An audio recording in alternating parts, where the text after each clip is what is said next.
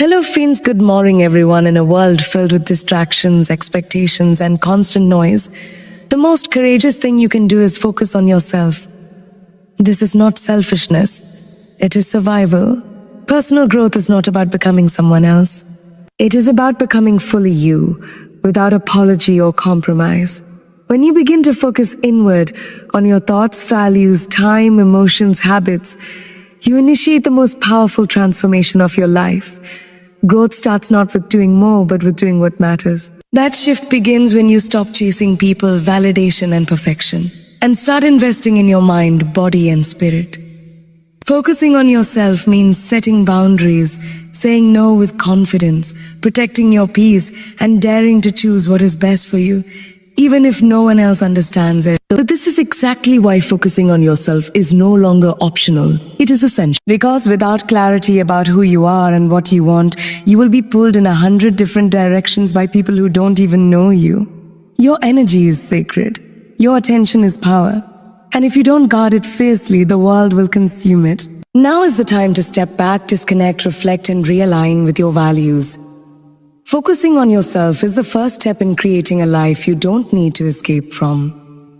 Let's clear one thing up. Focusing on yourself does not mean ignoring others. It doesn't mean isolating yourself or being cold-hearted. What it means is prioritizing self-awareness, healing, purpose, and alignment before anything else. It means choosing solitude over drama, choosing discipline over distraction, choosing long-term peace over short-term attention, choosing to ask yourself, what do I want? Who do I want to be? Instead of letting others decide for you. This is a mindset shift, a way of living that turns your energy inward, not to escape the world, but to master your role in it. Self-awareness is the foundation of all personal growth. Without it, we move through life on autopilot, reacting, people-pleasing, chasing external validation, and wondering why we feel disconnected from ourselves. But the moment you pause, turn inward, and reflect, everything begins to change. You stop looking at others for answers and begin to recognize that the most important relationship you will ever have is the one you have with yourself. Embracing self-awareness means choosing honesty. It means standing in front of your inner mirror without filters, distractions, or denial. It's not always easy, but it's always worth it. You can't grow what you don't know. You can't fix what you won't face. That's the truth about transformation. It starts with awareness. Every toxic habit, every painful pattern, every misplaced priority begins to shift the moment you become conscious of it. When you are self-aware, you understand your triggers and how to manage them. You become intentional in your relationships and choices. You stop blaming others and take accountability. You start creating, not just reacting. This is where real power lives, in knowing yourself deeply and still choosing to grow. Many confuse self-awareness with harsh self-judgment. But self-awareness is not about beating yourself up. It's about observing yourself, your thoughts, habits, emotions, without shame. It's a compassionate curiosity. A willingness to understand your story without attaching labels like a good or a bad. Self-awareness says, I see what I am, and I want better. Self-criticism says, I'm not enough. Choose awareness. Choose growth. Self-awareness is like a muscle. The more you use it, the stronger it becomes. Here are some ways to build it daily. Journaling. Write down your thoughts, feelings, and actions each day. Ask yourself, why did I react that way? What triggered me? What do I truly feel? Mindfulness meditation, even 5 minutes a day, can help you observe your inner world with clarity. Feedback from trusted people. Sometimes others see what we can't.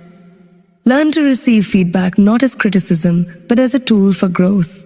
Tracking patterns. Notice your emotional cycles, decision-making habits, and recurring challenges. Your patterns reveal your subconscious beliefs. Asking better questions instead of why is this happening to me? Ask, what is this teaching me about myself? The most emotionally intelligent people are not the ones who never feel anger or sadness. They are the ones who recognize their emotions in real time, process them with maturity, and choose responses that reflect their values. Self-awareness enhances your emotional intelligence. It teaches you how to pause before reacting, how to communicate clearly, how to stay grounded when life gets chaotic, how to navigate relationships with empathy and boundaries. In other words, self-awareness turns emotional chaos into emotional clarity. Priyanka Chopra often speaks about how she redefined herself over the years, how she became aware of her fears, limitations, and the need to control how others saw her. Through self-awareness, she stopped living to impress and started living in alignment with her truth. In interviews, she often credits her ability to grow and reinvent herself to honest self-reflection.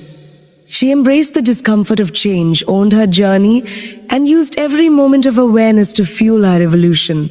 That's not just fame, that's wisdom. Most people spend their entire lives searching for external validation, looking for someone to tell them they're enough, capable, or talented. But when you focus on yourself and grow from within, you realize that your greatest power has always been inside you, your strengths. Understanding your strengths is not about arrogance. It's about awareness. It's about recognizing what makes you unique, powerful, and irreplaceable. When you know your strengths, you stop shrinking for the world. You start showing up with confidence, clarity, and purpose. When you know your strengths, you make better decisions. You build better relationships. You protect your energy from distractions that don't align with your purpose. You stop trying to fit in and start standing out. Knowing your strengths helps you focus on what you do best. Builds natural confidence, guides your career and life path, teaches you to say no to things that drain you, helps you align your time and energy with your values. Your natural abilities aren't random, they're clues. If you've always been good at comforting others, maybe you're meant to heal. If you're great at organizing chaos, maybe you're meant to lead. If your creativity flows effortlessly, maybe you're here to inspire. Start looking inward instead of outward. Your strengths are not always flashy or loud. Some strengths are quiet, like deep empathy, patience, or intuition. Others are visible, like leadership, discipline, or communication. Every strength matters. If you aren't sure of what your strengths are, start here. Reflect on your wins. What challenges have you overcome? What do people thank you for the most? Your story holds the answers. Ask trusted people. Friends, mentors, and co-workers can often see your strengths more clearly than you can. Notice what energizes you. Strengths are often tied to energy. What tasks make you feel alive? What activities make time fly? Review your patterns. Think back to childhood. What were you naturally drawn to? What did you do effortlessly that others found hard? Use tools, strengths assessment tools like Clifton Strengths, where character strengths, or simple journaling prompts can help. Every dream, every goal, and every vision we have for ourselves is often followed by an uninvited pair, fear and doubt. These two are the silent killers of potential. They don't scream, they whisper. They don't block you physically, they paralyze you mentally. And unless you confront them, they will keep you stuck in a life far smaller than the one you deserve. Fear tells you you're not ready. Doubt tells you you're not good enough. Together, they tell you to stay where you are. But if your goal is to focus on yourself and grow, you must understand fear and doubt are not your enemies. They're signs that you're on the edge of growth. Fear and doubt are often rooted in past experiences, failures, rejection, criticism, or trauma. Maybe someone once told you that you weren't enough. Maybe you failed in front of others and never recovered from the shame. Or maybe you simply fear the unknown. Fear is a natural emotion. Doubt is a natural response. But neither one has to be a life sentence. Once you learn to observe them, not obey them, you begin to regain control. When you focus on yourself, you learn to identify your internal fears without judgment. You learn to ask powerful questions. What exactly am I afraid of? Is this fear protecting me or limiting me? Who planted this doubt in my mind? And do they deserve that power? This kind of inner dialogue builds self-awareness, and self-awareness is your weapon against self-sabotage. Priyanka Chopra, a woman who faced heavy judgment, from her skin color to her accent to her career moves, once said, "Oh, don't try to squeeze into a glass slipper. Instead, shatter the glass ceiling. That's what overcoming fear and doubt looks like." It's not the absence of fear, it's the decision to move forward despite it. Priyanka didn't wait until she had it all figured out. She acted, stumbled, learned, and grew. And so can you, but you can't grow while staying comfortable. The version of you that's confident, focused, and thriving is waiting beyond your comfort zone. Fear is often just a signal that you're growing. Doubt is often just a test of commitment. Keep going, push through, trust the process. Let fear motivate you, not paralyze you. Some of the most successful people in the world still feel fear, but they use it as fuel. When you feel afraid, say, "This is the edge of expansion. I'm leveling up." Let your fear remind you that you're alive. Let it remind you that you care. And then move anyway. You are not alone in your journey. Everyone who's ever done something meaningful has faced fear and doubt. You're not broken. You're just becoming. You are not weak for feeling fear. You are human. You are not foolish for having doubt. You are evolving. What matters is that you don't let it define you. Growth begins in the mind. What you think, you become. And if you want to truly focus on yourself and grow, you must rewire your inner dialogue from self-doubt to self-belief.